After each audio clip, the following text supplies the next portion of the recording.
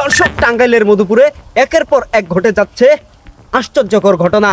গত রাতে ব্রাজিল বিশ্বকাপ থেকে বাদ পড়ায় বাংলাদেশি এক ব্রাজিল ফুটবল সাপোর্টার আর্জেন্টিনার যোগদান করেছেন। সূত্রে জানা যায়, তার দল ব্রাজিল দীর্ঘ 28 বছর কাপ না নিতে পারায় বুকের ভিতরে হাজারো পাথর চাপা দিয়ে সে স্বেচ্ছায় সৎজ্ঞানে দুধ দিয়ে গোসল করে আর্জেন্টিনায় যোগদান করেছেন।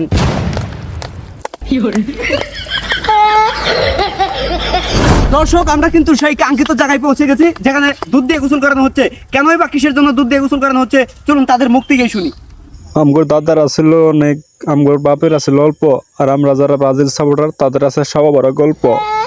দীর্ঘ 28 বছর নিজের চোখে কোনো কাপ দেখতে পারি নাই, সাওয়াল পাওয়াল দেখতে পারবো নাকি তার কোনো শিওর নাই, শুধু গল্পই খালি শূন্য আইছি এই সারা জীবন ভরে। আর সেজন্যে আমি 5 লিটার দুধ দিয়ে গোসল করে ব্রাজিল থেকে আর্জেন্টিনায় যোগদান দিলাম।